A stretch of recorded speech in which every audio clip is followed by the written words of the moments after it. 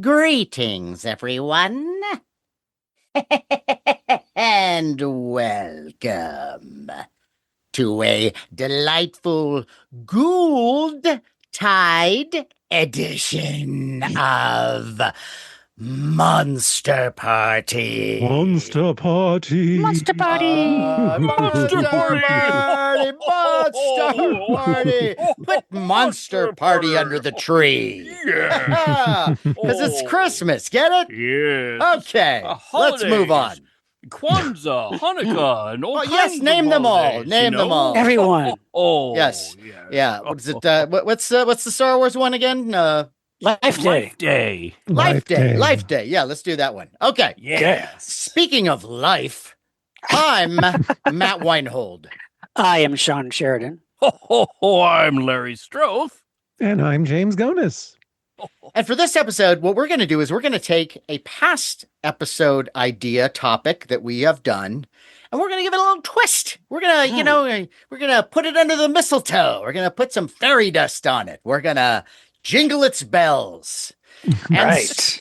And so our topic for tonight is overrated and underrated, the holiday edition. Overrated and underrated. Dun, The dun, holiday dun. edition. The holiday edition. Oh, yeah. Oh, Yes. God. But I love the holidays, Matt. I Yes, love 'em, me too, but some of it is overrated and underrated. Well, True. but, you know, we need someone who understands this holiday and Yes. knows about overrated it. and underrated. We need someone who's got that great Christmas spirit. Who is Yes. a bit of a Kris Kringle in my life, I would like to say. Mm. Our guest for this holiday episode is a longtime friend of mine, great friend and a mentor. And he's also a great friend of Monster Parties. He's been on the show many times.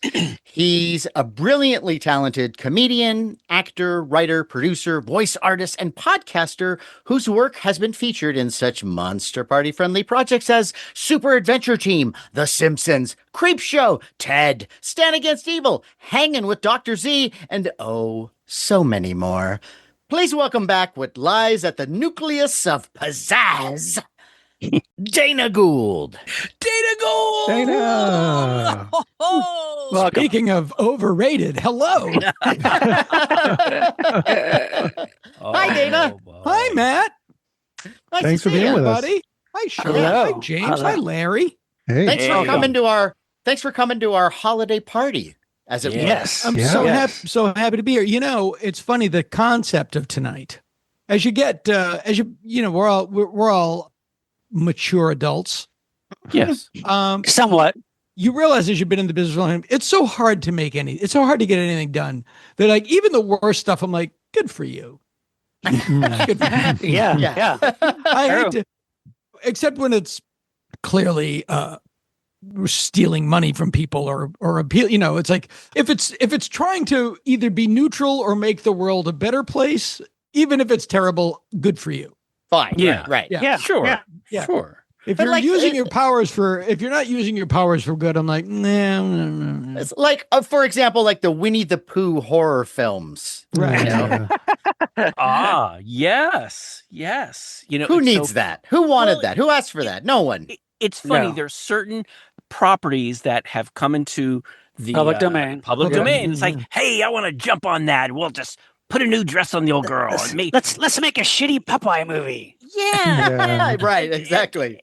And it's funny because that film kind of ties in with this whole thing. It's like, I love Winnie the Pooh, and I don't need the evil, horrible, Yeah. Winnie the Pooh out there that's ripping up people. Look, I'm like a regular Joe. I love a good Stop joke. saying like, that. No, like any other guy. So it's like, when Christmas comes around and people do funny things with elves, I like to laugh. People do But- funny things with elves. But it's like sometimes Are There we are reading some- from the Epstein files? What no, is no, this? no. Hey. You I'm ever just been to saying- Santa's Island? Okay, I'm just saying that there are some Christmas things that are somewhat sacred. Sure. I don't Sure. think you need Yeah. to mess with that. Well, And- they did do a Grinch one, like Yeah. an evil Grinch It's horror film. called the mean one. Yeah. Yes, yes. Anyone see it? Mickey Mouse, Popeye, Grinch, and Winnie the Pooh have all been now horrorized. How did Yeah. I know that I can't imagine how Disney allowed that to happen. And the other thing is they're all terrible. Like they didn't really make any noise because they're No, just bad. No, they're all awful. Yeah. But just because you can do something doesn't mean you should. Yeah, Correct. sure. Yes. No, I agree, but In I guess the bedroom. no, but Dana, I think the idea is, look, if I spend X amount of dollars on this, knowing that yes, it's very low budget, just the notoriety is gonna have it make money. I think that's the logic behind Well, it. if True. it's low budget, if it's low budget enough, that they can make something. And they are. But we Yeah. have seen great low budget films. Sometimes I wonder they're just not putting the love and care into it. No inspiration. It's a cash grab, because they know the property is available.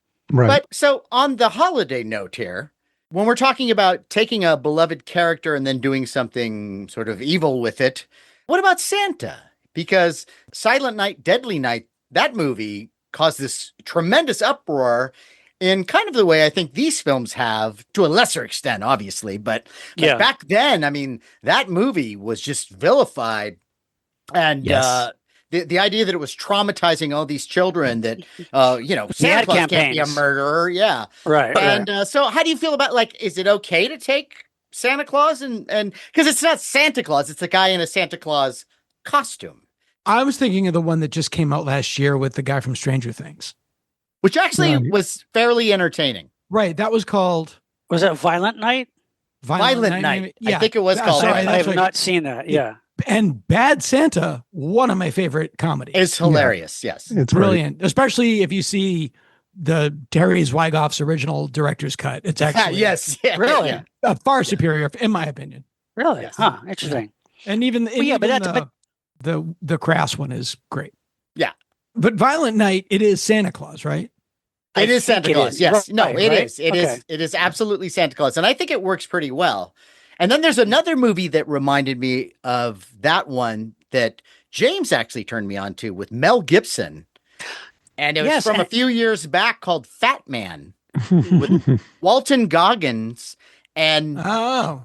it's really great. And talk about an underrated movie. No one's heard of this. You Yes, haven't heard of it, that's right? that's on my list, Matt. Yeah, Matt. I think Yeah. Matt, you got me turned on to that one. Yeah, so yeah, no, that's really fun. It's like Santa has contracts with the military, Yes. and it's got like all this tech in his workshop. And there's this one guy who's like obsessed since a kid of not getting what he wanted for Christmas, so he's gonna assassinate Santa Claus. But it's done. The action is done very straight. Like it's really well done. It's funny, but kind of a good action suspense film too. It's But- and didn't they do- surprisingly good. And they did another one like Red, like with Dwayne Johnson last year. Red Yeah. One. Yeah. Red One. That you one wanna see actually that? wasn't too bad. I didn't. I I didn't see that. My wife and I saw that thinking this is going to be shit. It's Dwayne Johnson and all. But you know what? It was kind of fun. It's a big kind of effects filled all I'm over the place. surprised to hear kind that of because movie. it's really gotten panned. I mean, I haven't heard a Yes. such a I good know. thing. We watched it on Yeah. a lark, just like to see what it's like. I guess we had such incredibly low expectations. That helps. I kind of was amused by it. So I have to admit that took me it's by surprise. It's underrated. It is that underrated. one, and- It is. yeah. Sean had his popcorn there with his wife, No, Yeah, that's what it was. no. And my And popcorn. you got your and my sativa, and I'm ready to go. Interesting. No. But so what about the evil Santa? Is that Does it bother me? Yeah. does Okay. it bother look, you? I love good old American Santa. Okay, great. I was. Are you first sure you introduced wanna to say that? Santa- Well, I want to say Rankin Bass, Rudolph the Red-Nosed Reindeer. Oh, sure, Santa. sure. Now look, everyone's going to say, "Oh, but Larry, Santa was kind of mean." Hey, you try to run a whole area with a bunch of elves making toys. And you got to hear them sing, and you're dealing with stuff all year. And Santa can get maybe a little cranky. Cantankerous, not yeah, evil. yeah. Yeah. So he's not evil, because still it all comes down to, I still want to get these kids these toys. Come on, who among us hasn't got a little, it's old Christmas, and you're getting a little irritated because you got to wrap that gift for somebody, and oh shoot, I got to get that bottle of wine. And so I get it. But they are assholes to Rudolph. Like Oh, Santa yeah, and yeah. and his The dad. the one coach. scene that's really unbearable in that movie is when he berates Donner for having a son with a birth defect. Yeah, totally. Well, He's like a freak. I don't know about That's that. exactly what it is, Larry. It was a Totally- different. It was a You different are- time. It was a different time. You're different. Go away. You're not allowed with us. That's what it was. There's a North Pole sideshow that will be happy to have. Yeah. Look, Yeah. who amongst us hasn't made mistakes, okay? And Oh, you're saying Rudolph was a mistake. Nice. No. I'm not saying that. I'm just saying that Santa had an idea in his head, and little Rudolph just didn't fall into that category, and he just couldn't think out of the box. Is Yeah, Like that's one of the least. Hitler. no. That is You're one of the right. least sympathetic Santas in pop culture. The I Santa think in so. Rudolph. I think so. Yeah. No, You're right. The least sympathetic? He's not Yeah. jolly. He's a Dana? bit of an authoritarian. James at the end, Rudolph with your nose. Well, yeah, so at the bright. end, but Yeah, because he needed him. But it's also like, Yeah. look, Rudolph, I know I've made your life miserable, but how would you like to do me a favor by doing something incredibly dangerous? true. Yes, but Rudolph. He only goes to when he needs him. Look, he was up to the task, and then he was beloved after that. And look, even the Sam the Snowman says even Santa thought that he was wrong too. That's and true. So Santa came around. He goes, I guess I made a mistake. We all adore that special. And it's so funny because it was originally an hour and they cut it down to a half an hour. I think when they show it now, I think they cut out like half of it. Was it Actually, 45 minutes long? You would know. Larry. they added more commercials. But Okay. what right, happened right. is when it came out in 1964, the weird thing was when it was first shown, there was no scene when Santa stops and picks up the misfit toys. And a lot of kids wrote in about that. And so Rankin Bass added that. Really? for the next year. Yeah, that wasn't in the original. And in fact, there's a sequence that was cut out to allow that part come in. And that's when Yukon Cornelius throws his utensil up in the air and he goes, "Oh, I found me a peppermint mine." That was actually taken out so they could put the misfits in. And now, Dana, what they've done is to make it longer is they've added that scene back in where he throws his thing up and it gets a peppermint mine. And I think that what they're doing is they're stretching out and trying to add in more commercials to make it last a little longer. Every year, it seems like, even though with streaming and stuff, NBC or CBS, whoever has it, always makes a big deal about it because people want to see it on regular television. Right. And Larry, wasn't like when they were cutting it down for commercials later on, I think the song Fame and Fortune with Herbie and Rudolph was cut. Like you hear that. But no, of course, now on Blu-ray, you can get them all uncut and they look pristine and it's great. And Fame and Fortune replaced We're a Couple of Misfits. If you look at that number, Fame and Fortune, the trees have less decorations and less snow on them because for some reason they shot that one a little later. Interesting. Not sure why they switched it out, but it was warmer. Yes, right. Dana, I love that so much. I love that wonderful Christmas puppet tune film so much. Not too long ago, this is about 5 or 6 years ago, a couple of the original puppets came up for auction at Profiles in History. Wow. And my wife, my daughter, and I made the trek all the way out to see them. And what's funny is the guy who was the curator at the time, that was Joe Moe, who we all know, made a special point of saying, "Larry, we're going to have it out for you so you guys can see it. I got all these pictures." And those two puppets, it was Santa and Rudolph. They sold for over $350,000. Wow. How in good shape were they? Were they like all beat up? Really good question. It has an interesting story as to where it went. It actually went to a secretary of the Rankin Bass studio that had loved it, and they just decided to give them to her. And the kids played with them as kids, and they put them around the Christmas tree. They even had some elves. But what happened is they put them up in the attic, and over a period of time, the elves deteriorated. Santa and Rudolph were the only ones that were still okay. Santa was missing a part of a mustache. but they had someone do some restoration, put them on a stand, and fixed Rudolph so you could click a switch and his little nose would light up. It was gorgeous, and I'm happy to say it was purchased by it's like a puppet museum. Oh, good. So they are able to be seen by the general public. I was hoping it wasn't purchased by the guy that killed Khashoggi. And I'm glad I wasn't that secretary's kid, because I would have like burned them and set them on fire probably. I know, and shoot them with my Super 8 camera. So, Yeah. well, that's like when they found King Kong and the dinosaurs just under the floorboards at Lou. Yeah, God, that's crazy. That's crazy. Can I just say something about Rudolph's light, the red nose? His nose? Was there no concept of artificial lighting? Like, you can put some lights on a sleigh.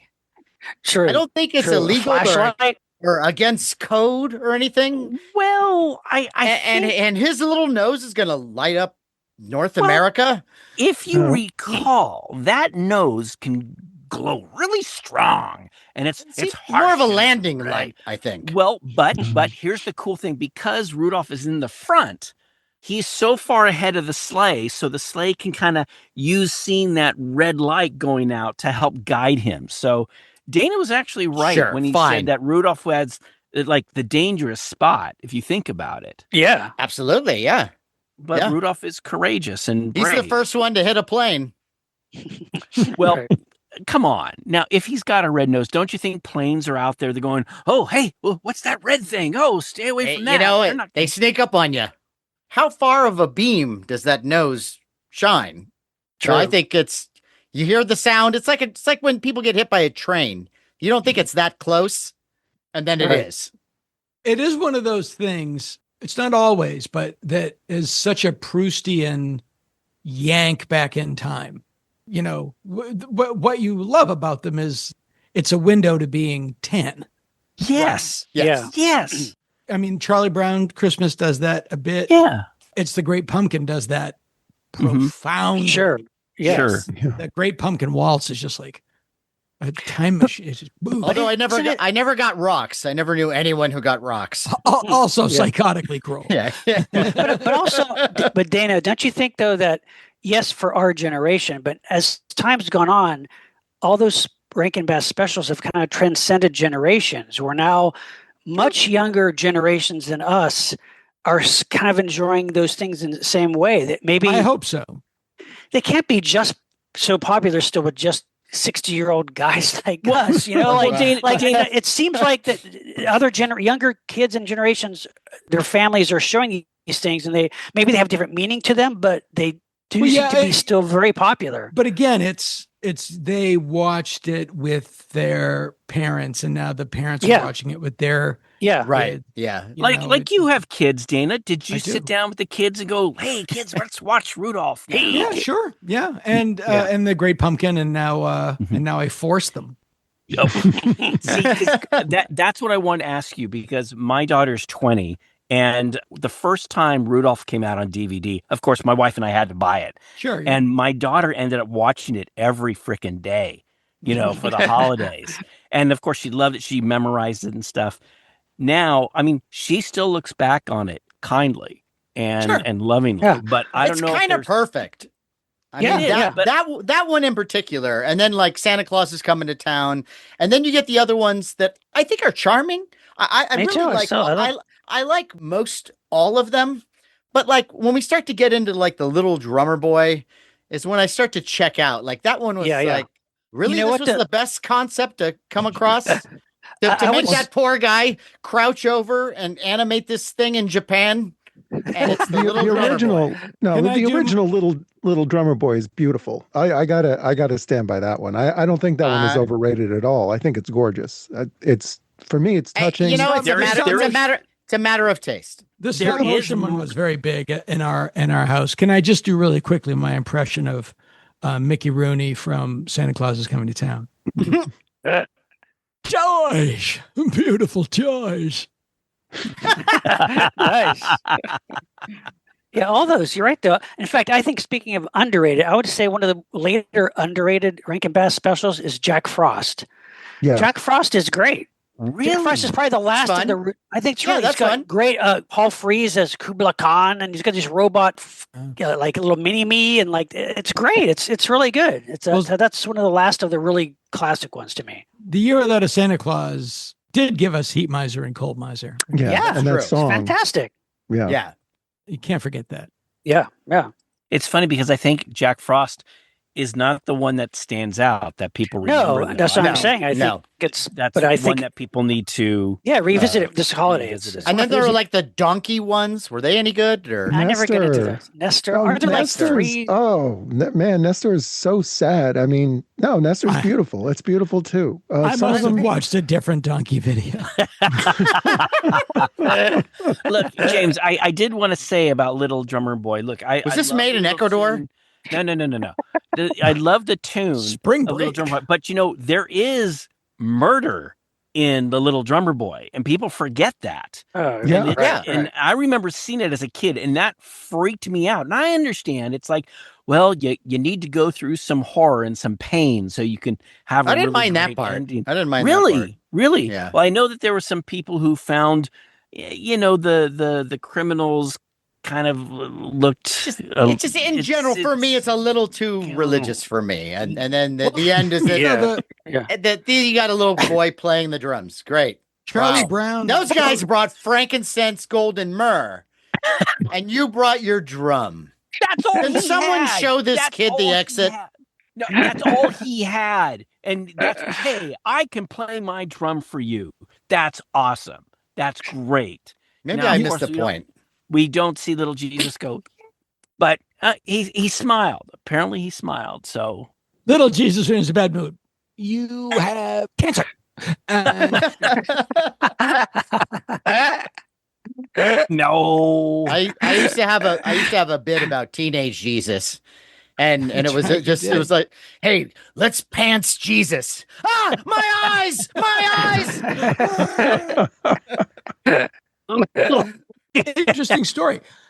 Charles Schultz was deeply affected by the concept that there were some kids for whom Santa did not come because their families didn't have enough money. And that these kids waited for Santa and Santa did not come. And he imagined what it would be like to be one of those kids. And that is the origin of the Great Pumpkin. Wow. I know interesting. this. Wow. Yeah. Because he kind of transposed it to Halloween. That's kind Yeah. of cool. That's cool. Wow, nice. that is And- interesting. I think one of the reasons that thing is so good and timeless is it also plays to that weird human belief system. Is like, well, the fact that it didn't happen proves that it exists. It's like, right. it's Today logic. like, Right. today logic. Yeah. The fact that we're poor means we're all richer now. It's funny, Dana. My understanding was when Schultz was approached to do a Charlie Brown thing, and he had this idea of to make the special as it is, and the sponsors were, whoa, it's a little too religious. We don't want to go too religious. And he said, if it's not going to be this, then screw it. I'm not going to do it. And It is Christmas. I mean, Yeah.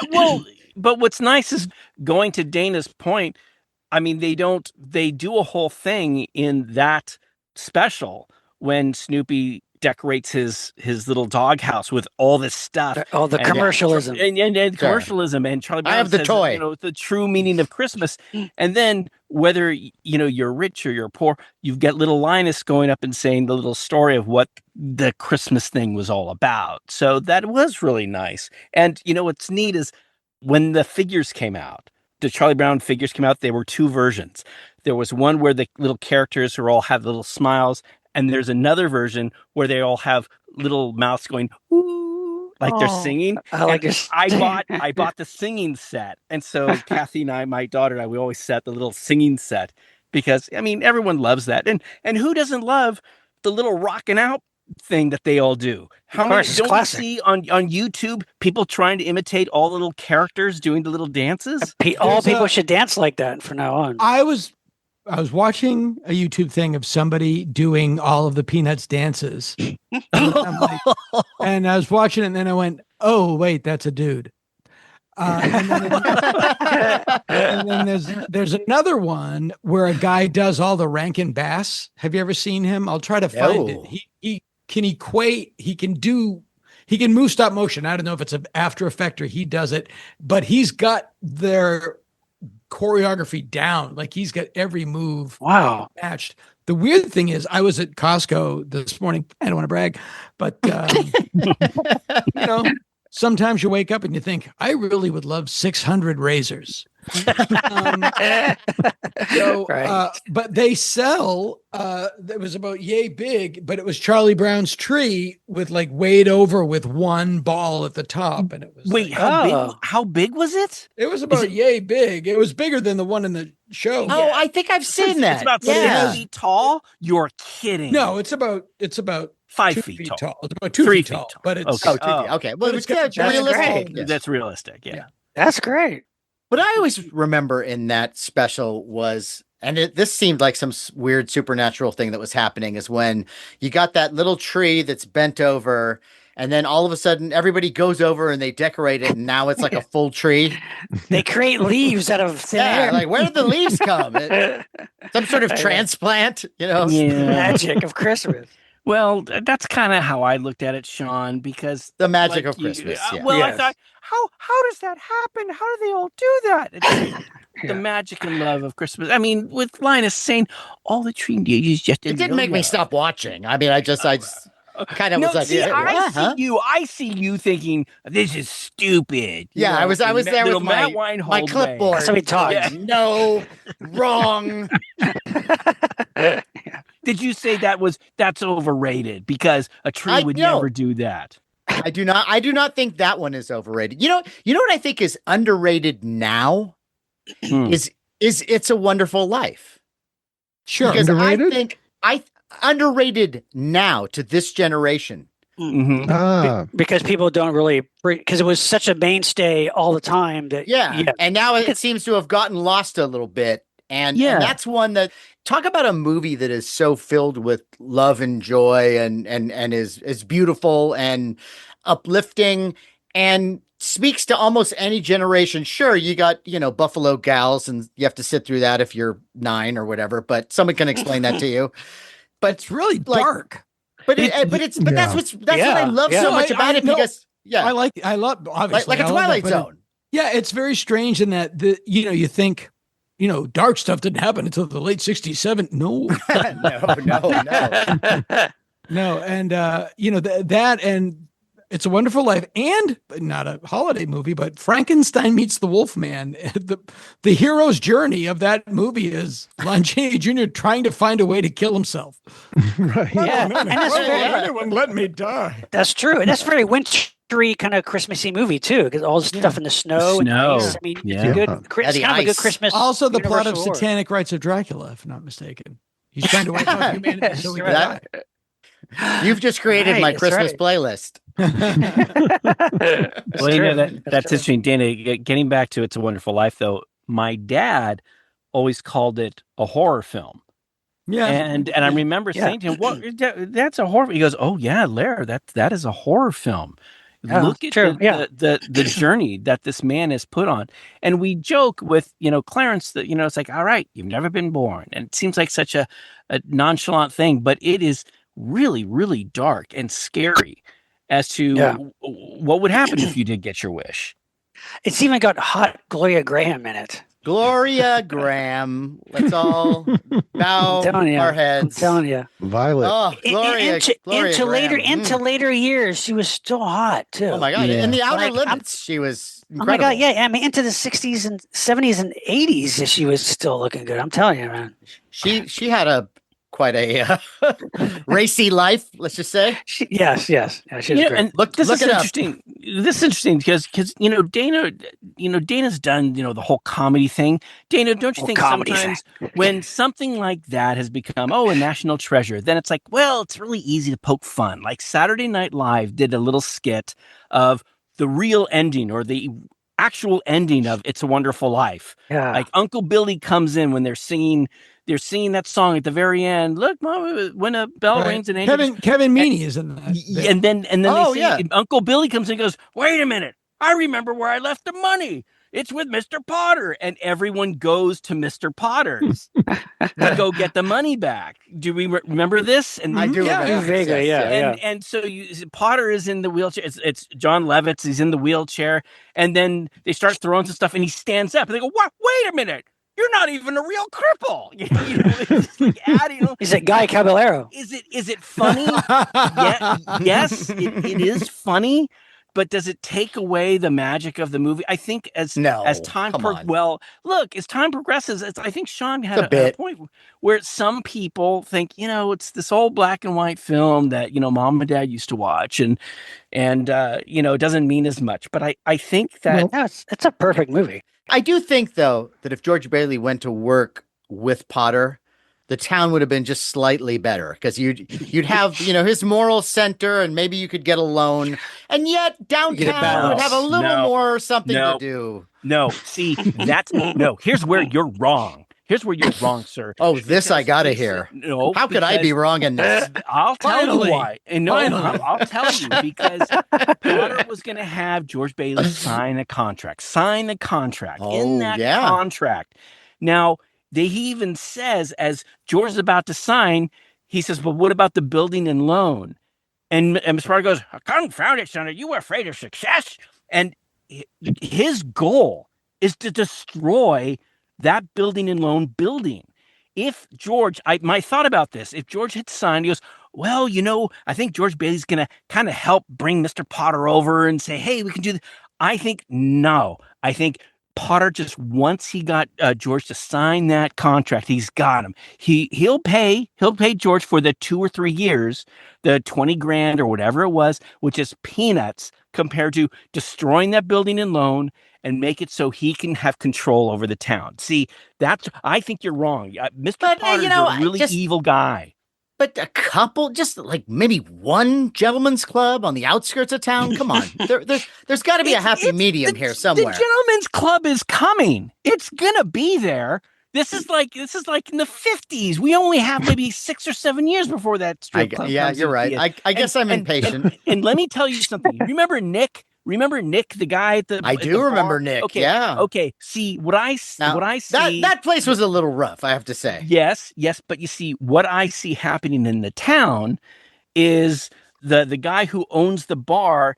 He's holding onto the bar, Martini, and Nick says, "Mr. Martini, I want to spread my legs. What if I buy this?" And Martini goes, "No. I'm going to hold on to this bar and give it to my family." And Nick opens the club on the edge of town that has some ladies and. That's what I see. I like the fact that he has even a slogan where it wasn't like "This is a bar for people who like to get drunk and fast" or something. Right? Should be on the sign. He's basically Mo. Yes. Right. It's true. But speaking of to Matt's point, speaking of public domain, It's a Wonderful Life. It had a really interesting evolution because it was not successful when it first came out. That's right. It fell into public domain, and PBS in particular, a lot of syndicated stations showed it over and over again. And our generation fell in love with it and discovered it. And so now to us, it's this fantastic, and it is a fantastic movie. It's like my very favorite film. But yes, because we were so exposed to it at that time, well, now, NBC or whatever shows it once a year and you can always watch it on streaming. But colorize it. Yeah, but it doesn't have the same, I'm not sure, Matt. I think you're right. I'm not sure it's going to have the same impact moving forward because we benefited from that public domain, saturation. Right. Yeah. It's a shame. I think it's, aside from some of the cultural touchstones, the story in general is pretty timeless. Now, I don't know about you guys, but the confession. And a big bomb when it came out. Yes. Yep. Yes, that's right. Course. Yeah. The confession that I have is I didn't see it on PBS, James, because I didn't even know about the film until I saw Jimmy Stewart on The Tonight Show. And it was Johnny Carson saying, what film I like the most? It's a Wonderful Life. And they start talking about that. And I'm like, what is this film? It's a Wonderful Life. And it was one of those things where I had to wait for it once I found out. Okay. So, but still, it's like a staple. That and White Christmas with Bing Crosby and Danny Kaye. See, White Christmas to me Overrated. I agree. Overrated. I agree. Are Yeah. you out of your mind? I agree. I do kinda- not yeah. like that movie. I think Nah. it's You so like it? nothing. That's so little to me that really has any actual holiday cheer in it. It's just I all these agree. Yeah. musical numbers that don't really seem to have anything to do with Christmas, and it's just It's certainly boring. not. It's not funny in any way. It's like, Isn't the song funny? Isn't the song White Christmas? Isn't it originally in a different movie? Isn't Yes, it? Holiday Inn. it's in Holiday Holiday Inn. Inn. Oh. Yeah, but what's your point? You have a point, Dana? yeah, Dana. Oh, gee. I'm just Just gonna throw that information. grenade and walk Yeah, away. what's this random fact? can't just we throw just that read? out. How come there's no Black Christmas? Okay, Ooh. hey. Hey, okay. Wait a minute. On the other side of things, I would say underrated, maybe not as appreciated today. March of the Wooden Soldiers. Oh my God. The Laurel and Hardy. Genius. I love that movie. Underrated. I love that movie. Yes. Same it's thing. great. When we were kids, that was on TV all the time, every Christmas. Yeah. Now, It's great. yeah. Dana. Yeah, but it's great though. I'm unfamiliar with it. No, I totally am. March of the Wooden Soldiers. I don't know it. Really? Laurel and Hardy. Laurel and Oh my Hardy. God. Laurel and Hardy. Yeah, it's like Toyland. It's Babes in Mickey Mouse. Toyland with Laurel and Hardy. Laurel and I'm sorry. Hardy. I should have said I'm straight. I'm sorry. I should have said that. But I'm telling you, you would love this because it's Oh, also check a it very out. dark film.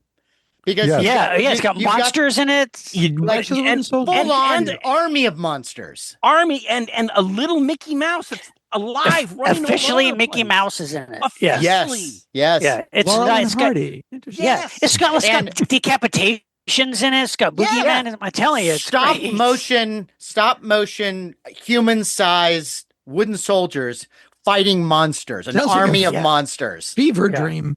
It is. Kind of. It is. It really now, is. Now, understand when it was made, the audience at the time, they were amazed with it, and sure, the effects. Well, yeah, that's maybe always- Effects are great, though. The effects are great for what it is. Still really unique, and it's very charming, and It's a I'll check it musical. out. It's a musical. It's got songs, but it is Yeah, it it's is got great. songs. That was I'll one, check it out. that was one that my parents always had me watch when I was a little kid too. Just like the Loved it. Rankin Bass stuff. Yeah. What I also love, and there's one problem with it, unfortunately, is the Twilight Zone episode "Night of the Meek" with Art Carney. Oh yeah. Yeah. Mhm. Oh yeah. but Right.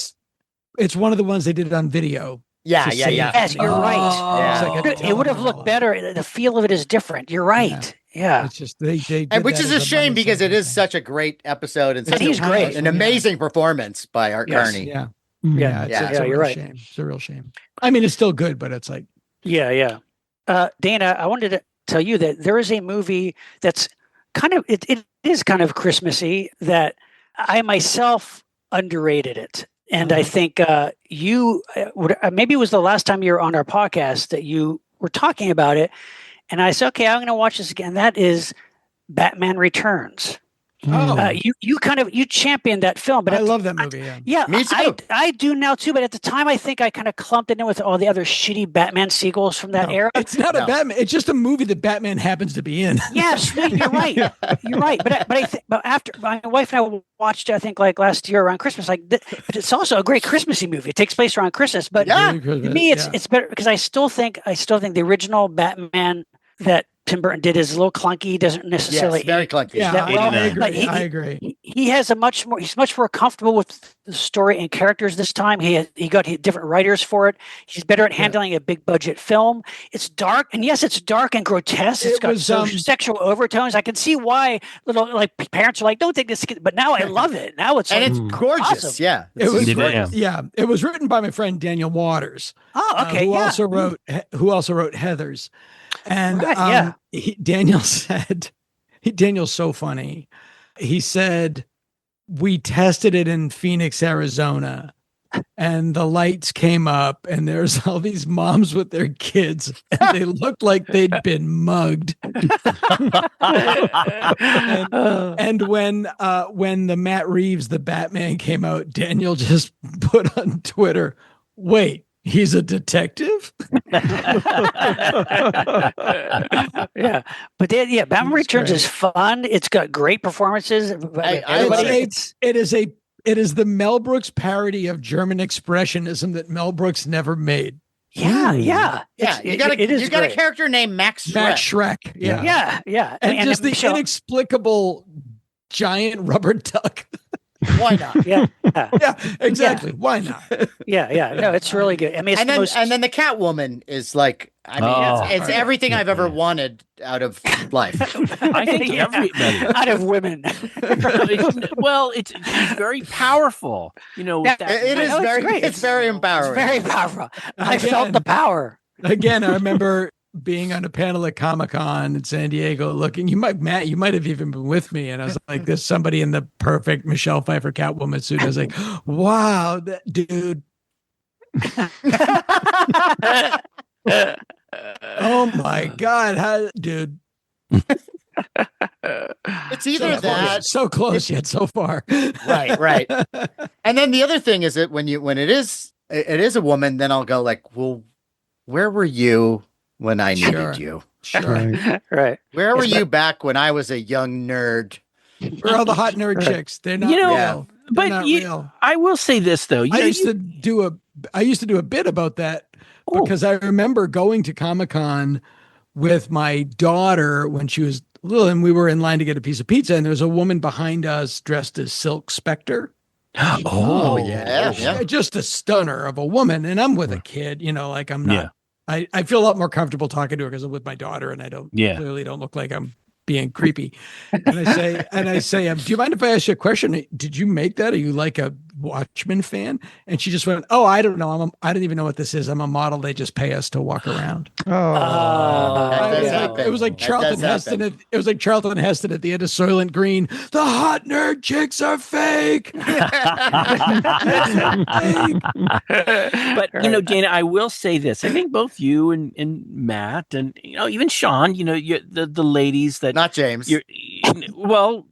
I was just going to say that those significant others that you have, I think they might, they like some of the stuff you like. They might dress insane. up in that. Oh, it's outfit. Oh yeah, of course. My wife and I were a Sandman and a runner for Halloween once. We had costumes custom made, for God's sake. Yes, Yeah. She's a keeper. Yeah, and Oh yeah. and James, you're well, actually, Matt, your wife dressed up as Fay Ray, and you were like a King Kong. That's right. right. You know? That's right. Yeah. And from that point on, I continue to make all her clothes. I say this fully knowing she's literally right there, but whatever cat did in a former life to end up with me, I'll take it. That's nice. That's nice. Yeah. We got to go to dinner again. She was, I think, the soldier that stabbed Jesus on the cross. Like, Merry Christmas, everybody. and in your future life, you have to marry Dana. Here she comes. Okay, now Here comes trouble. So you know what? I thought it was very interesting that James just poops all over chicks. White Christmas. Well, I want to know, where do you stand on Frosty the Snowman? Is it underrated or overrated? No, I just said you did something terrible, and that's why you're married to me in a former life, dear. It was very, very nice. It was But yes, but it was a compliment. But the question on the floor, Dana, is what do you think of Frosty the Snowman? It's a classic. Yeah, and the voice of Frosty was Jackie Vernon. Jackie Vernon, who is one of Stephen Wright's favorite comedians. Not Really? not- Jackie Vernon was very much a weird Stephen Wright type of comic back in the 60s. Like he was a surrealist. Hmm. Happy birthday. It is a weird special because you're in love with this character and then he's dying. Yeah. But, It's but, really but awful. Dana, aren't we all? Well, you think about it. But see, it's not like he's got some cancer or something. It's like Doesn't it's the he? sun. It's summer. worse. Spring is coming. So they Yes. come up with a solution, Dana. They come up with a solution. What is And the solution? I the forget. solution is to put them on the train and get them to the North Pole. Oh, right. Now with global warming, that wouldn't even be a solution. No. The ice true. caps melting. Right. Yeah, he true. just splits in half as he says.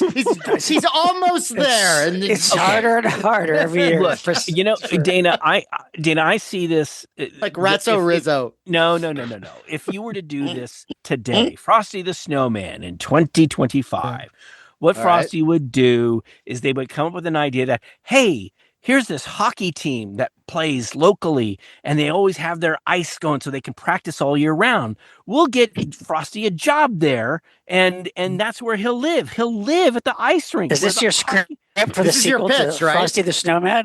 Well, yeah. I mean, come on, Dana. You've pitched ideas. Yeah, What do you think otherwise what? Frosty gets out at the North Pole and it's green and you just hear City of Brotherly Love, place I call home.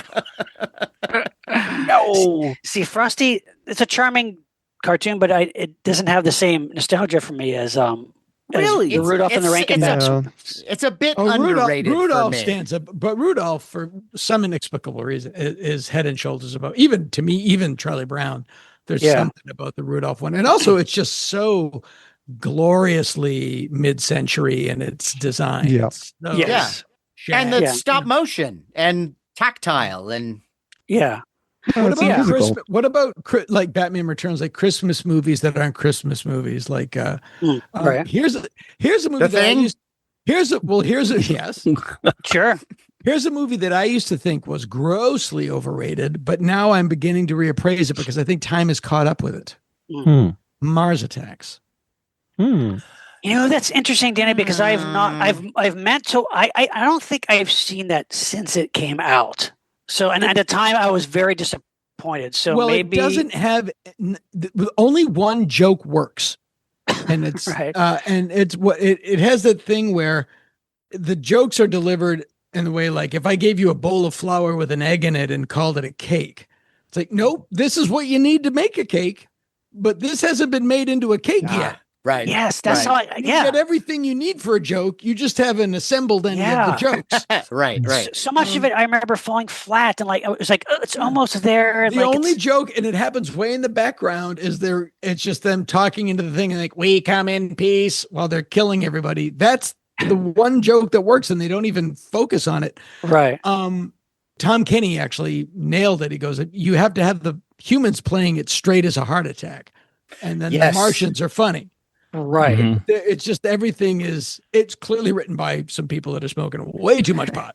And Jack Yeah. Nicholson, like Well, that just it's not way too much. He just hilarious. he plays two characters, which is Just why play- like, it's None of having- neither of them work. Yeah, But all of this- hilarious Glenn Close.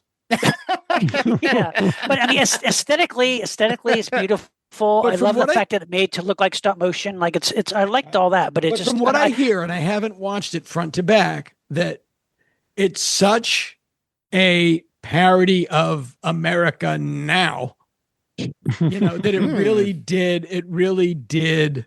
Time has really caught up with it. And Interesting. yeah, I'll have to revisit. You see, And me it's one of those too. movies. To me, I equate it with like the Night Gallery. It's like better in theory than in practice. I like the idea of it more than I like Yes. it. Yeah. Right. I also right. I feel like if you had made that thing 15 minutes long, I might have enjoyed it more. I Sure. feel like Right, it's just right. it's like really pounding these jokes again and again. And I get Tom Jones is in it playing Tom Yeah. Jones. Okay. Yeah, I like yeah. it, but- Or you Yeah. have but it's- celebrities doing a little stint, just a Yeah. little. Well, they bit. wanted to make it some mad world. No, but and I get it. you're Yeah, not I yeah. get Stanley it. Kramer. I Yeah, get it. right. But it just bugged me. And the funny thing is that I love the cards. I have reproduction Sure. of all the Oh cards. yeah, this is And classic. I've always wondered, gee, if they made it a straight Mars Attacks film, I would have liked where that. the Martians looked like that and really destroyed Yeah. Earth and really did nasty stuff. I mean, how Giant cool would- insects and all that stuff. Yeah, I mean, Yeah. I would have really have liked to have seen that. And Tim Burton put his little thing in it, his little signature, if you will. But yeah, and there were so many things that just missed the note. I thought I hated Jack Nicholson. Just play one role. Just play one. It would have been great if they successfully took over the planet at the end of Act 2. Mm-hmm. And then in Act 3, we're like, okay, now what? And like, what do you mean? Right. It's like, well, I don't know. I guess we'll go to another planet. What is your problem? Right. What do you mean? You just destroyed planets. The Martians look great. The saucers look great. And good toys, good merchandise. Toys are great. Oh yeah. Yeah. Everything about it again, a flour and an egg, but not a cake. Yeah. No, you're right. Well, what about something like Christmas Vacation, something like that? I enjoy it. Never. See, to me, it seems so dated. It just it doesn't have the same charm. Great shirts, though. I don't get it. No, I was surprised how much I liked it when I first saw it in a theater, and sometimes every year is a bit much. You got to sort of, when you memorize every single beat, then it's a bit much. You got to time it out maybe every 3-4 years. But I appreciate it a lot. I do really. Yeah. I like it. Yeah, Matt, you think you know somebody, and then yes, yeah, it's like Taylor Swift. It's like, I get why everybody loves this. Right. Everybody can. It's like, or macaroni and cheese. Right. Like, everybody. Wait a minute. Everybody will eat this. It's like everybody's. No one's going to go. That's a little weird, a little exotic. Right. Yeah, this is a cheeseburger. This is a greasy cheeseburger. Yeah. Everybody can take a bite. But what I thought was overrated but hugely successful the very first time it came out, Home Alone. I couldn't believe how awful it was and how successful it was. Yep. That movie, in my neighborhood, if there's somebody home, the burglars go somewhere else. They don't keep trying to break into the house if they know someone's in there. Well, no, that movie too is a product. Not in LA. I mean, it's like, It's also just as a parent, it's like Catherine O'Hara. Like, I just feel like I would be psychotic. I would not. Right. I can't. I don't. Yeah, I'm not. And again in the minority, but I don't. I don't like that movie. I'm wondering. But I think it's main characters too. I think, like, for me, Chevy Chase, I always felt he was overrated from the beginning. And then Macaulay Culkin, his thing, in the minute, after one grabbing his cheeks and going, I'm laughed out. Yeah. I sat across from him at a bar with people. And he just, hi, I'm Mac. Hi. I had no idea who it was. And this is a year ago. And he's a really nice, normal guy. He seems like a great guy. Yeah. He was really just like, hey, I'm Mac. Hey, how you doing, Mac? And just like completely normal. We were seeing Harmar Superstar, if you know who that is. And apparently they're friends, and Harmar's a friend of my wife's, and we went, and he was just hung out at the bar. He was great. Couldn't have been nicer. He's brilliant in Uncle Buck, I think. He's really good at, and he dies in My Girl. Oh, thanks, man. Thank you. Spoiler alert. No, it happens. Sorry, listeners. First the red wedding and then this. Yeah. And look, I just want to go out on a limb and say, look, for listeners out there, we're not saying that Taylor Swift isn't a great singer or individual. I'm glad you had to point that out. Thank God. She is amazing. This really could have hurt her career. And so many Taylor Swift fans listen to us. I know. Well, I'm just saying. Just shake it off, Taylor. You know what's funny though? It's her best song, by the way. I agree. Yeah. Genuinely catchy.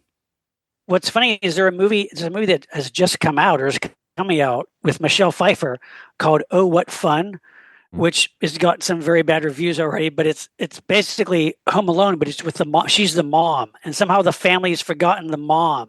And so she ends up going and having a great time by herself instead of being involved with all the Christmas stressful shenanigans. It just, I like that. Yeah. I'm just happy to see AI writing again. Yeah, exactly. Exactly. Yeah. Yeah. Oh my God. Exactly. It's weird. It's Michelle Pfeiffer, but she's Jaws. Exactly. I get it. Right. Yeah, I get it.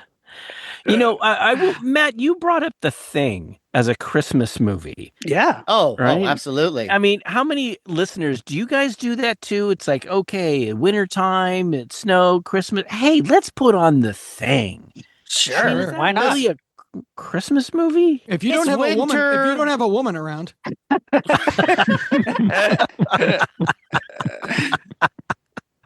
Because isn't Christmas about awkward social gatherings? Right. You're right. blood tests. Unpleasant change. Mutated flesh. Speaking of, this is a movie that a lot of people I know watch during the holidays. All the families watch this together, and the people that we know. And you'll appreciate this. So I made before Kat and I were married, and you're like, "Well, you got to see this movie. You got to see this movie." We're watching Wrath of Khan, which I know. Oh yeah. Oh. Can't go wrong with that. And I noticed she's on her phone. And I look over and she's Googling running time of Wrath of Khan. Nice. Are you kidding? That movie zooms by, man. That's a perfect movie. Unless it doesn't. Yeah, exactly. I think that would make a good Christmas movie. I think Sure. Wrath of Khan? Yeah, Wrath of Khan. Yeah, The Shining makes a good Christmas movie. There you Shining. go. Oh, Shining. Yeah. Yeah. Cozy on up at the hotel. Well, you know what happens. So, James, what do you think? Good Christmas movie, The Shining? Sure. I'm not going to piss on anybody's idea of a Christmas movie. Really? Thanks for weighing in. Really? You pissed all over my White Christmas. Because White Christmas is just, it's got this look. It was in VistaVision. I'm with you, James. I'm with you. VistaVision. It's beautifully shot, high definition, gorgeous colors, but it doesn't kick in until like the very last musical number. It's like, oh, thank you. Now finally we're celebrating Christmas. For 2 hours I've sat through these. Sisters. Who cares? That's a great tune. Does anyone want to hang out with Bing Crosby that long? No. Hey, look, Right. look, it starts out, the film starts out, it's wartime, and they're singing. How to the Christmassy. troops, and it's Christmas time. Yes, Sean, yes, because many people who were fighting World War II were there during Christmas time, and these guys were trying, hey, let me bring back a little bit of that clam bake, United States of America to you while we're here in Europe. Clam bake. Come on. I'd rather watch the movie Clam Bake than watch White Christmas. Now that's a Christmas movie. It's got What movie ever made about a clam bake? Look, it's got It's It is the Citizen best Kane of clam clam bake bake movie. movies. I can't start the Christmas season, the holiday season, until I put that on first. Really? Yes. Alone, Wow. right? Start- Like, I can't imagine anyone wants to join you on this. Well, Does anyone want to join you? He's alone. He just sits alone in his No. little room. He's just in that room where he is right now with the Hey, everybody, gather with the dark around. carpet.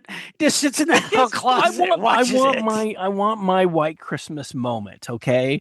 And All I right, well, sometimes think of myself, hanging out with those people, doing the dances and hanging with the dances. entertainment crowd. Well, hey, I mean, Dana made a joke in a different way about this, but I would rather watch in a heartbeat the 70s slasher film Black Christmas, which is a fantastic movie. It's a proto slasher film.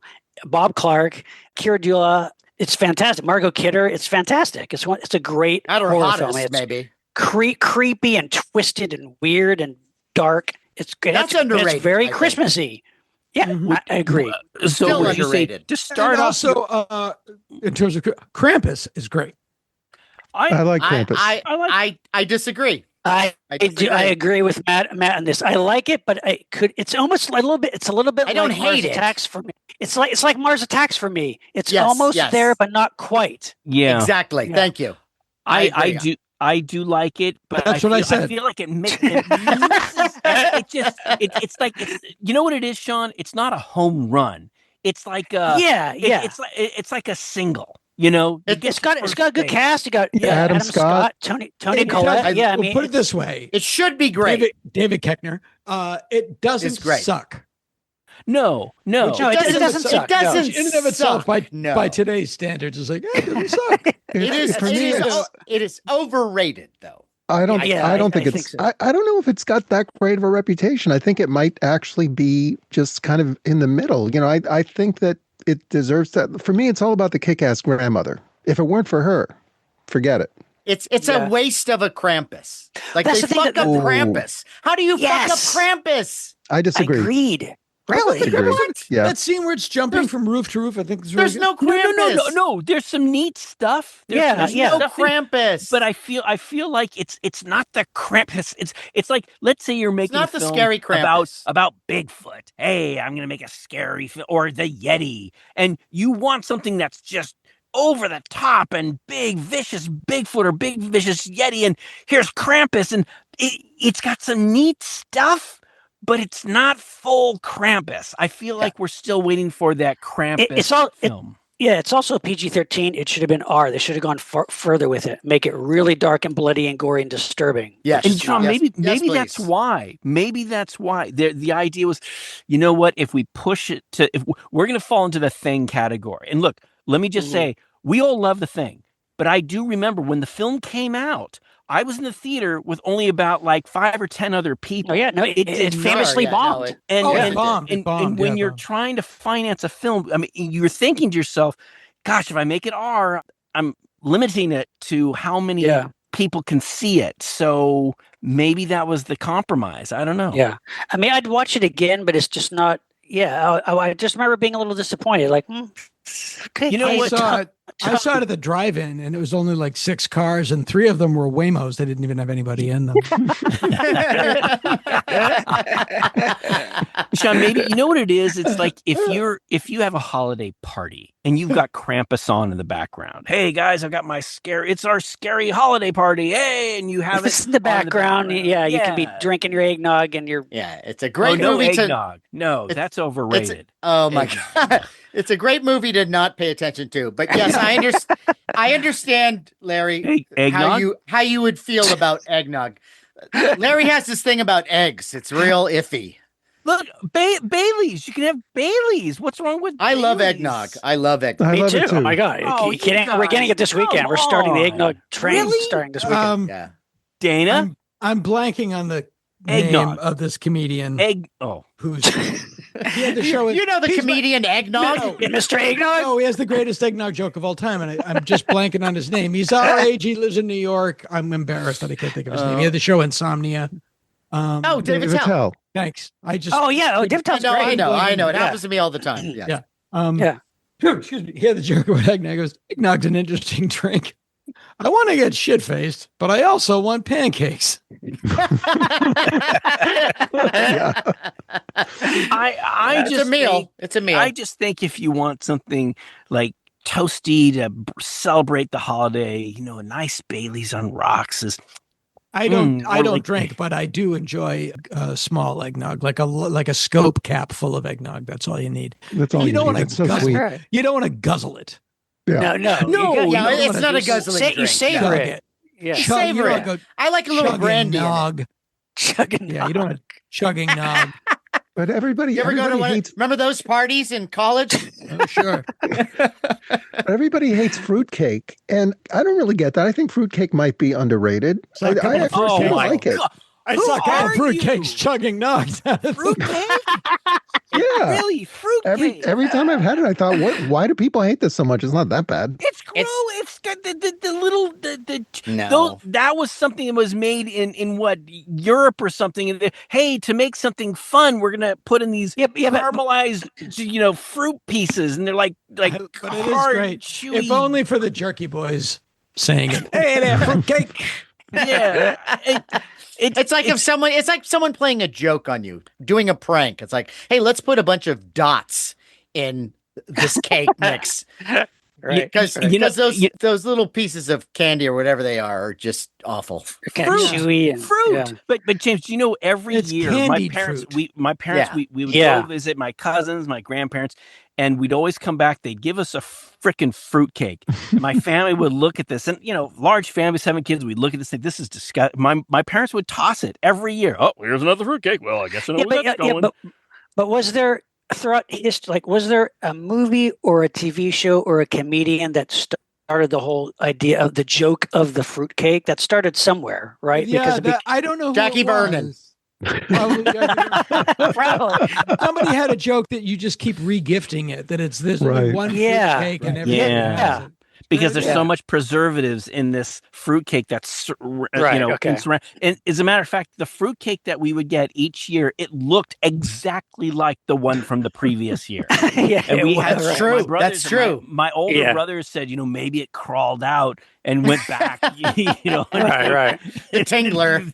And yeah, exactly. It had legs. Right. That Oh, it fruitcake might- is in this theater. Do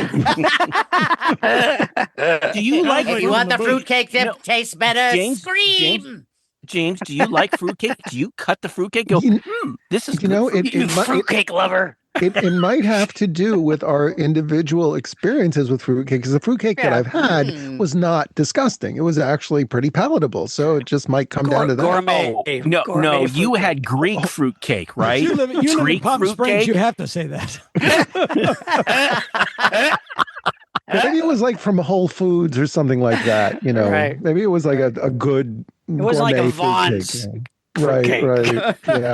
Yeah. Pavilion. Okay, no, that's fair. That Right. that is fair. Perhaps there are other cultures that make special, more tasty fruitcake. Sure.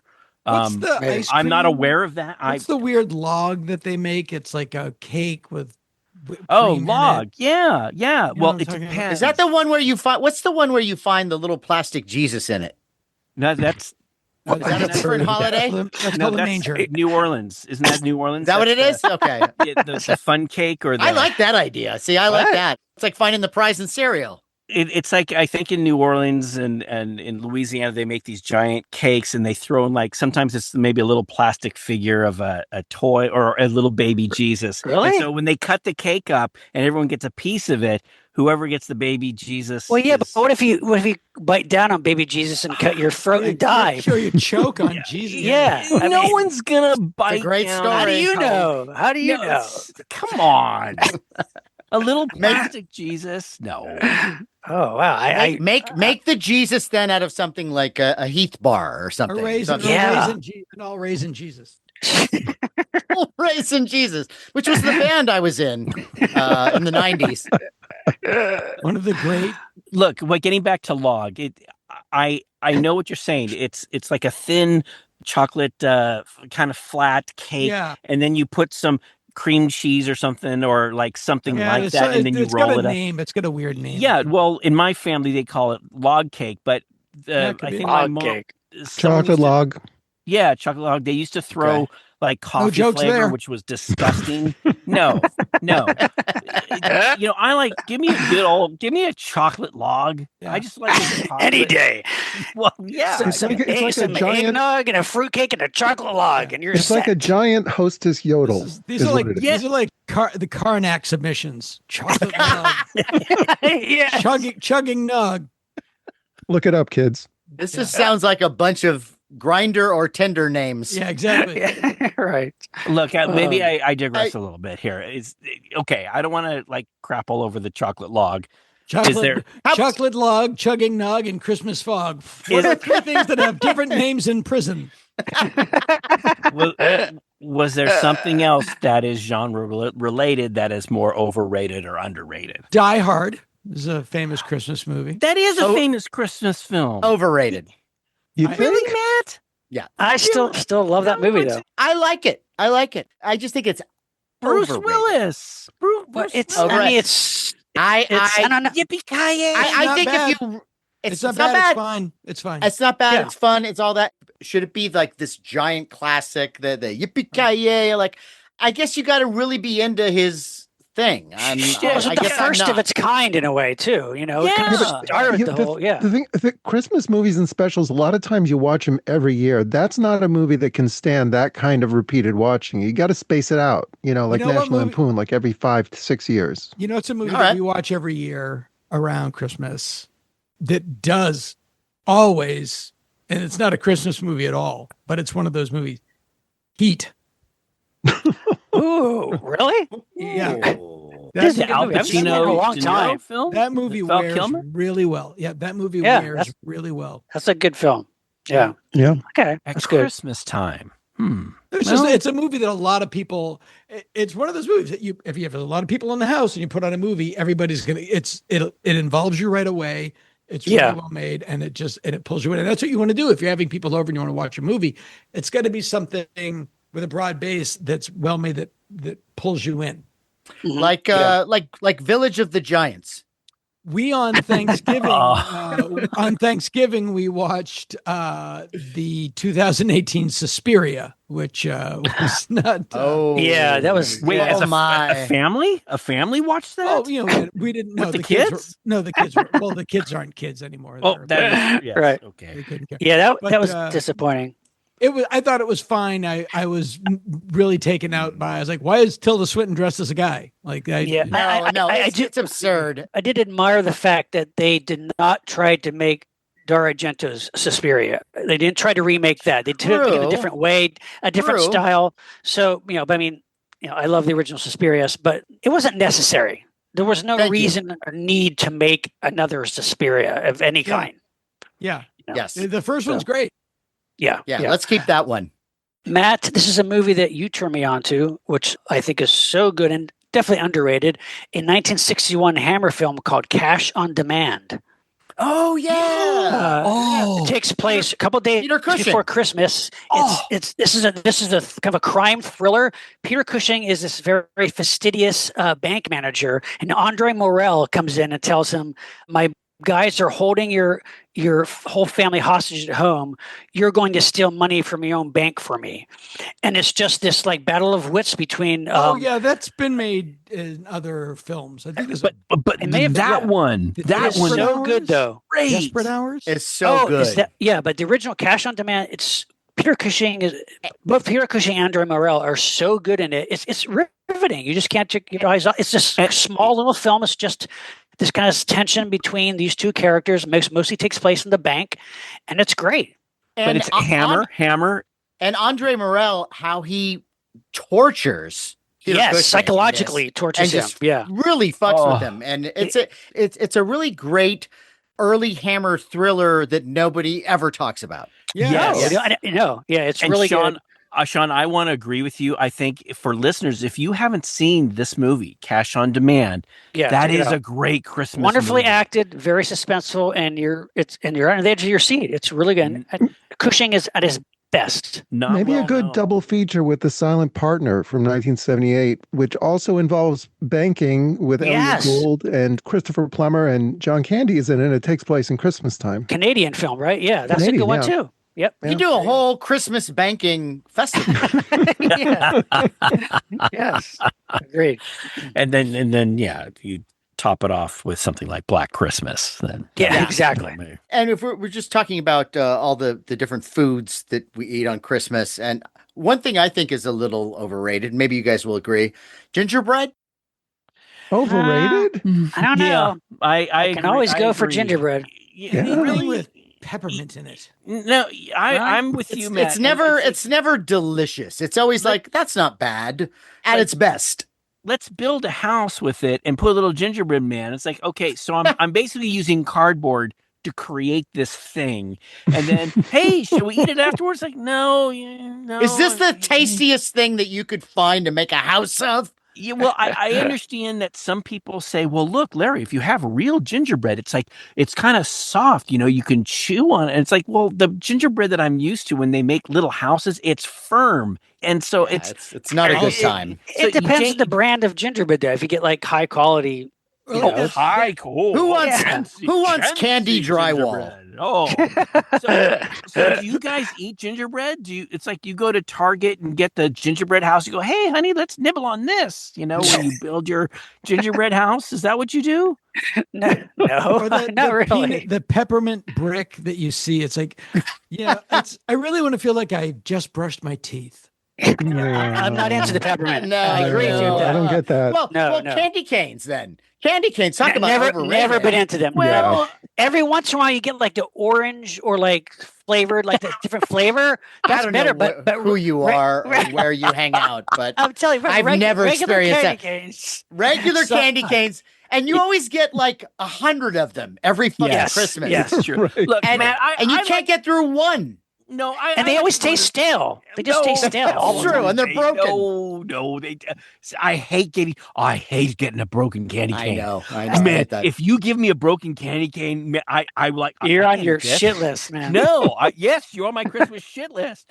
But Matt, I will eat like a couple, one or two during the season. But yeah, if you get here's a box of candy cane, it's not my thing because then I'm eating it. And that's what you get. Cumulatively, you get a box of candy canes. No, just by the end of Christmas, everybody has given you a fucking candy cane. Please destroy these. Look, now, listeners, I don't want you to think that we're like bitter and like, oh, bah, humbug. No, but we are. No. We a candy cane is nice. It's a symbol of Christmas. Visually, it's fine, but not to eat. Yeah, just like the gingerbread house. I've never seen any. I've seen them in people's homes. I've never seen anyone eat them ever. Candy canes are great if it's the name of a dancer. You know what? I miss her. But she was like 10 to 1 in the morning. I'm only doing this because my kid is sick. That's fine. All our kids are sick. That's why we're here. Well, guys, this has been fun talking about candy canes and overrated, underrated. We didn't talk about one thing we have to get into. We didn't talk about the Grinch. Yeah. Original Which Grinch. one? Original Grinch. I love it. First Ron Howard animated Grinch. Forget it. Boris Karloff Grinch. Great. Love. Live action Grinch. Why? Right. Is it because, Dana, we love the Grinch? No. It's we love the Grinch. And with Ron Howard's version, is it just too much? It fits great with a half hour, but when you do animation, some things are good animated. It's like a live action Peanuts. They don't look right. It's not, or it's like, no, this is. It loses its magic. Has there ever been one? Has there ever been a live action Peanuts except for the play? Or You're a Good Man, Charlie Brown. But it would be like if they tried to do it live action, which I'm surprised they haven't. These you're right. Round heads. Yeah, you're right. They've done like a 3D. They did like CG animation. That's never any good. Dana, you bring up a good point because with your Good Man, Charlie Brown, when I went to see the play, there was some dude as Snoopy. And I'm like, where's the dog? Well, I wanted a dog costume. I wanted the whole head, and it was like a dude. I'm like, what? But also the original Grinch cartoon had a little dark edge to it, and the Ron Howard film was this is a more nice family film. Like even when the girl's like sliding down the slide, like she's like laughing, like she should be terrified. Like it's not. It's just not necessary. It's not like Suspiria. We didn't need it. Yeah, another one. But Sean, maybe it spoke to a generation that grew up with. Well, is the Grinch? Is the Jim Carrey Grinch movie like a beloved family classic now? I don't know. Is it? No, I don't think so. No, it's weird. You know how you can tell? Do you guys remember this? Hallmark in the 80s came out with. They got the license to make Grinch figures. They were like stuffed, but they looked just like the animated version. Yeah. When the Ron Howard movie came out, all of the Grinches now looked like Jim Carrey. There were no Grinches that looked like the animated one. Yeah. And that was the Grinch that we were forced to buy. Yeah, and like your Spock figure looks like Zachary Quinto. It's like your classic is hijacked by a new version. So Sean, like in my family, we have no Jim Carrey Grinches. We just have the Grinches. How dare you? Well, no, you're right. Look, it wasn't my thing. It's not my thing. That's right. Trump won. Oh wow. Yeah, no, I agree. It like another Ron Howard film, Solo. It's like, well, Han Solo and Chewbacca are friends. We have to see how they met. No, we don't. What? No, we don't. We don't. And look to cut. Come on, Dana. In fairness to Ron Howard, he was brought in. Yeah, he was brought in on that. He was brought in. Yeah. But that's what I thought about it. It's unnecessary. I would go back to Dana. I would go back to Disney and say to Disney, I don't think that was necessary. And how can you? I'm sure they'll listen. No one's going to be happy. Dear Disney, how dare you? I'm just saying. Yeah, but it's just like, well, their attitude is like, well, we did the the Lion King. Now we do the live action Lion King, and if that's a hit, we can do an animated version of the live action Lion King.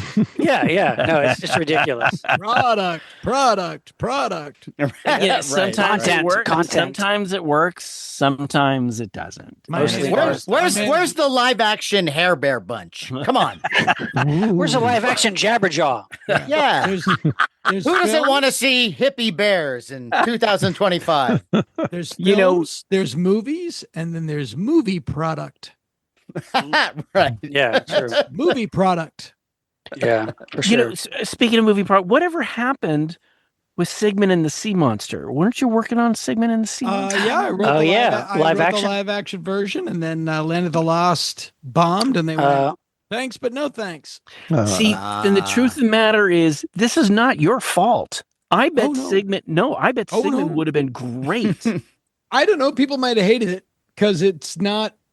They didn't talk, and they were like creatures. Sort of like it was like Gremlins basically, but with two brothers against the one brother. You mean Sigmund wouldn't say "shello" when he would answer the phone? No shello. No shello. Oh, You could have made that very Lovecraftian.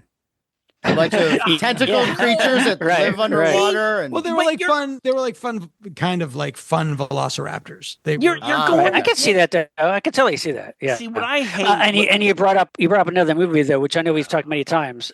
Overrated, at least for our generation, I think, is Gremlins. Yeah. It is a beloved touchstone movie for a generation, but for me, it's like, Not that it's terrible or bad or anything. Yeah, it doesn't suck. It's overrated. Hasn't aged very well. Goonies is also just like my God. Goonies is like Breakfast at Tiffany's. There's this giant thing in the middle of it. It's fine, but then this one thing is really bad. That whole movie, my wife and I watched that maybe like a couple of years back. She had never seen it. It's, at least for me personally, is excruciating. It is. There's nothing. I mean, the Goonies are Breakfast at Tiffany's. No, Goonies. Goonies. Well, I'll take Gremlins. The good double Gremlins feature over Goonies any day. But Goonies too is like Goonies is like beloved by so many people. See, Sean, I think I like Gremlins more than you did, but I just feel that the one thing that gets it is when Phoebe Cates starts talking about how her dad, and which I said is the only good thing in the movie to me. What? And James is laughing. That is a remnant, Larry. That is a remnant.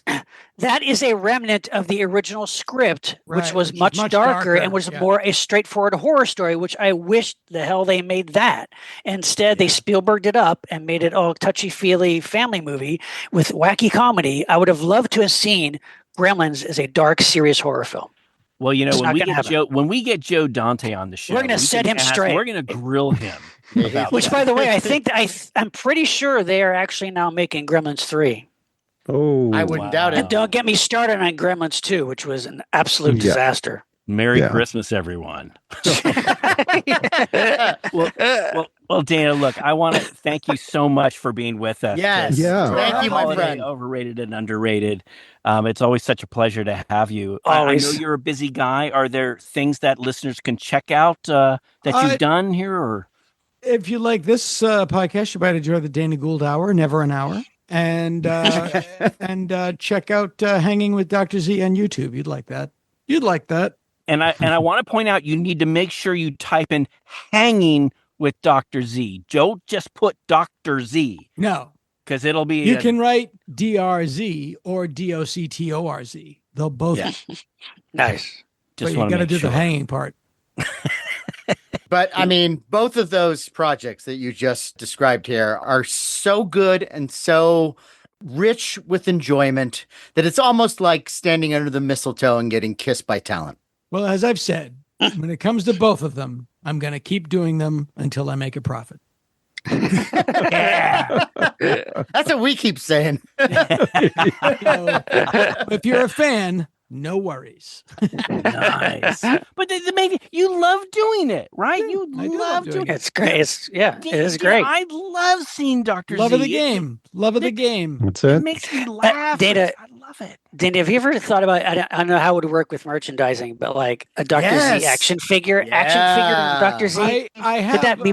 have a couple that people have made and given Yeah. me. I think it would be fine if somebody, I don't know what the legality of it would be, but somebody said this and it's really appropriate. Like, I would rather be 9 people's favorite thing than everybody's 9th favorite thing.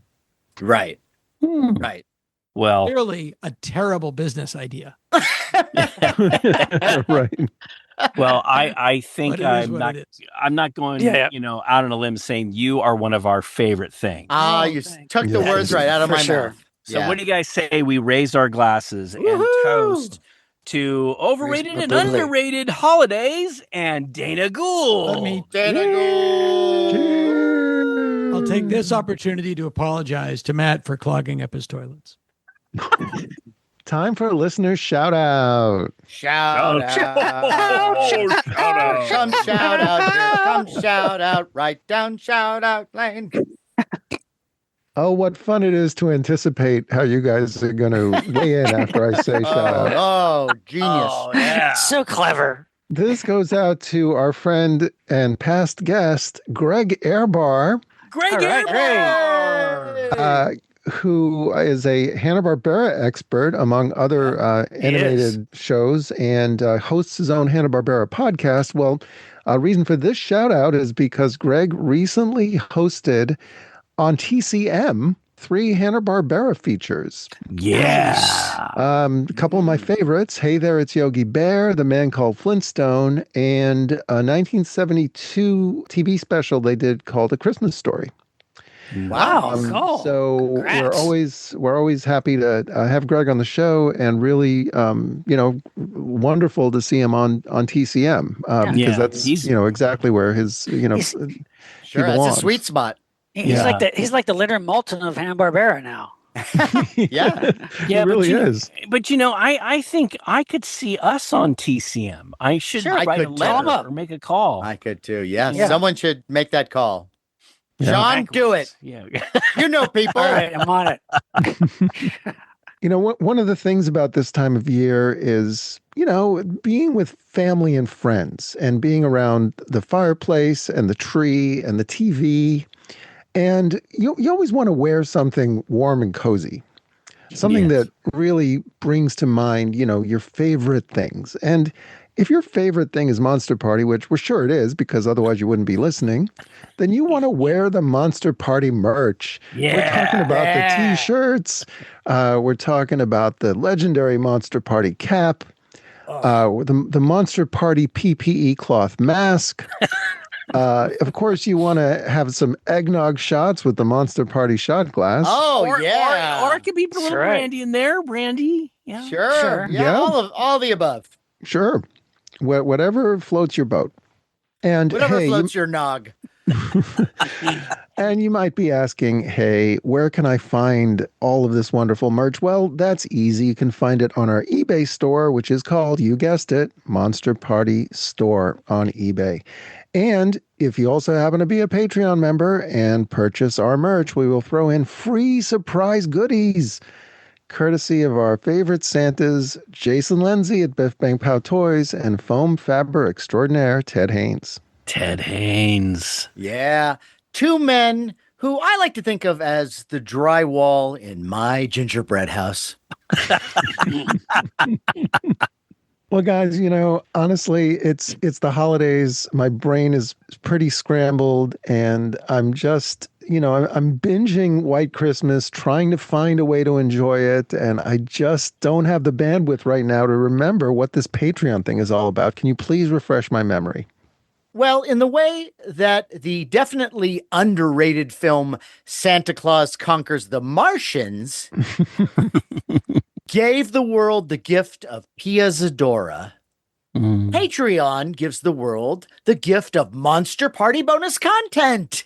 Now, we're talking stuff Nice. like our special audio episodes, shows like Monster Party Masterpieces, Monster Party on the Road, and the mega popular Toy Time series.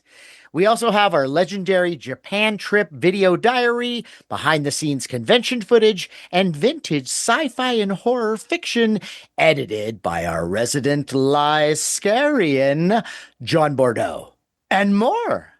Wow, well, there's no way all that can be overrated, but guys, it's the holidays. Everybody's broke. How much does this cost? Well, for the amount of money it would cost to have a pretty fun night in 1940s Potterville, you could become a Monster Party patron. And that price is $5. $5 a month. What? Wow, that's amazing. I mean, you can't get a life-size Michelle Pfeiffer as Catwoman Christmas blow-up doll for that price. No, you can't. Believe me. No. Believe me. They're pricey. Talk to my credit card about that problem. Well, that's such a bargain. How do I join? Well, all you have to do is you go to patreon.com, you go to Monster Party, you click join, and next thing you know, you'll be as happy as I am when Krampus takes away the child on the plane who's been kicking the back of my chair. And for some other great Christmas ideas for the monster and horror sci-fi fan that you want to buy something for, go check out tpublic.com where we have Monster Party swag. Ooh. That's right. We have several different cool monsterish designs on t-shirts, or you can get them on mugs or tote bags, etc., etc. It's all there for you guys. And they're always having sales at TeePublic, so check out tpublic.com/user/Monster Party Podcast and buy some cool stuff. And speaking of cool stuff, we are on social media. We are on Facebook at Monster Party TV, YouTube at Monster Party TV, Twitter at Monster Party HQ, also Blue Sky now at Monster Party HQ, Instagram, you guessed it, Monster Party HQ. And wherever you're listening to us, please take a moment, send us your thoughts, write us a review. We'd love to see another review on iTunes. It's been a while. And we will read them on the air. And we won't just read your review. We'll turn it into a Christmas carol.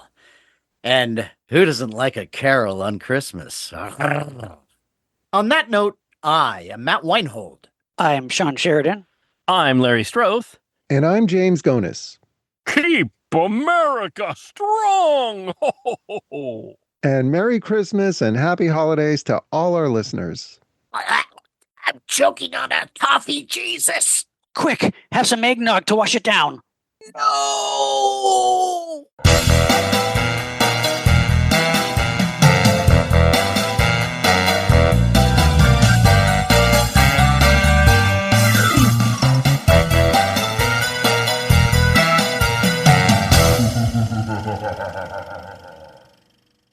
San Francisco to me is like when people go back to their college friends. Because I didn't really do college. I went, but I was being a stand-up and an open micer. And my time of being a young man, enjoying myself, was when I lived up there. Right, yeah. And we had a pretty good time, if I remember correctly. We did. That was a good era. Yeah. I ran up some numbers a guy like me shouldn't have. You, me both, my friend. Did I remind you that I collect action figures? Yeah. You'll see them when you come over. Move to a town with a lot of women and most of the men are gay. You'll be fine. And Larry is here. Mr. Holly Jolly, Larry Strauss. Himself. That's right. Oh, your backdrop is so Christmassy. Yes. No. He's in a witness protection program. Yeah. Yeah. No, he around this time he gets his kill room up and Right. No. That's okay. Let Dana go ahead. Poke fun hole. You know what it is? You know what it is, Dana? I am the ghost of Christmas future. No, that's God. what it is. It's nice to know that. Nice You're to know not there'll wrong. be one. Nice to know there'll be one. Right. No, Yeah, really. Come on. Christmas future in a bunker. Yeah. Yeah. Is it? Is it? Or is it, spooky. Look at the cemetery. I think it's all those things. Cemetery, spooky, bunker. You hit them all on the nose. Nose. Like Rudolph. See, Dana, love see it. what we're doing. This is our little This is warm it. up before the show. Yeah, We should that's talk about just how really fucked up Rudolph is as a Whoa. Please, save it, save it. No. No, yes. Yes, yes, Yes, yes, yes, no, yes. This is This I is love it. overrated, underrated. No, I know. That's what I'm trying to say. No, everyone's. I listened to the last show, and Did you know? And just, You just do. to let you know, as a little note, we're saying, hey guys, that maybe we should try not to interrupt each other. And I purposely went out of my way to listen to each one of your things and try not to interrupt. And then whenever I would say something, you guys are like jumping all over me. I can't even get a sentence out. You're like, Yeah. think When you it's, have a no. Yeah, That I think you means- have a skewed Yeah. version of reality here. I think that when you yell, really? no, I see. that is the definition of an interruption. It gives you, Right. first of all, it gives you time, the time. To So tune you out. and all I'm saying, let's just say This is not all you're going to say. I know that. no. Let's just say that Dana's right. This is overrated, underrated Christmas Exactly. special. Right. So there will be many opinions, and many of them will be clashing opinions, Larry, and Hey. you're going to have to accept that. Yes, no, that's and right. some will be wrong, Oh, And- okay. Wow. and All right. bitter or angry. And we know who's those would be. Oh no, I'm Mr. Holly Jolly. Okay. Oh, love the sure. holidays. Okay. Do you know what's happening at my house, by the way? Oh, They're God, going- sounds like a nightmare. After a plumbing situation, Oh no, that means they poop. are going to come in and they are going to tear out walls, and then eventually all of our floors, What do you mean all the floors in the entire house? except in the kitchen and on the second floor, but everything else. That means I have to pack up everything. No. Holy shit. Oh. What happened?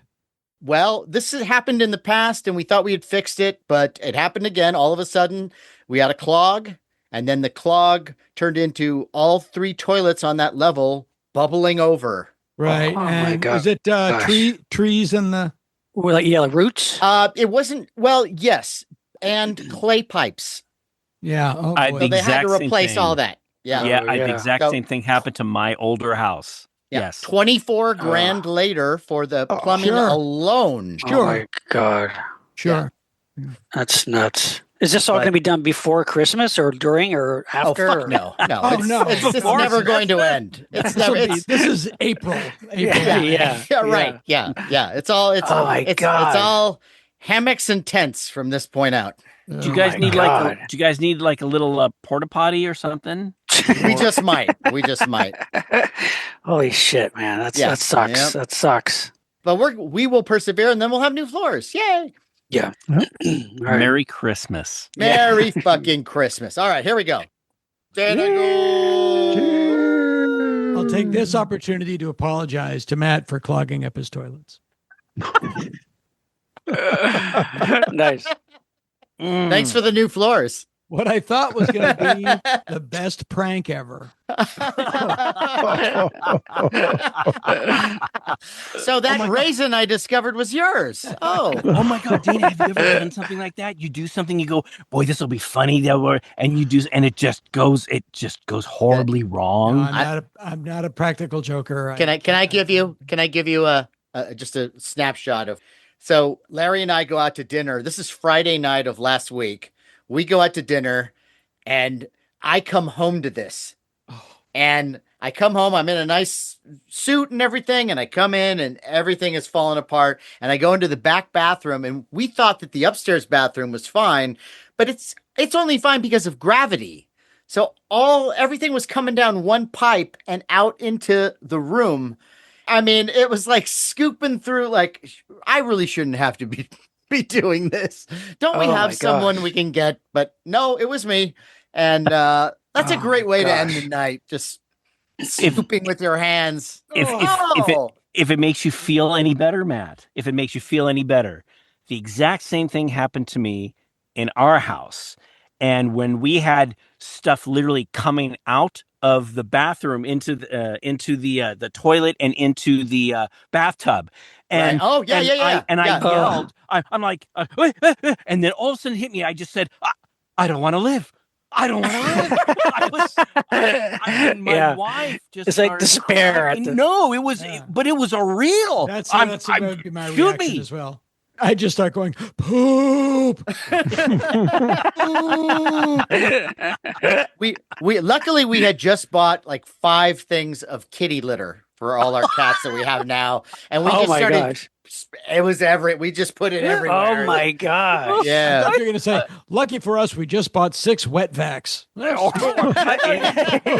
a coincidence. Fortunately, we just bought 2 new shovels. That's Luckily, we had just begun to discover dirty play. So and that cleanup is like hazmat suits, I'm assuming. Yeah. well, that's what we're going through now. We got the mitigators who are coming in, and they're literally gonna tear out the fucking wall. Yeah. And great, good times. Oh my gosh. Man, I'm so sorry because Dana, as you know, Matt has a big collection, and so I know. you need to I take can't- it down. I gotta pack Put it- everything up, Dude. You gotta. I wish I were there, man. I wish I could help. The only saving grace, Matt, is imagine the fun. We're going to finally get it all done. You bring back all the toys in the shell, like kind of New looking floor, at a new, paint the walls, everything. Yeah, it's gonna be great. change the lighting. It'll take some time, yes. That'll but- be in 2027, but it'll be great. Exactly right. No. And you'll know as you put the last thing back when the next earthquake is going to be. Right. Exactly. Exactly.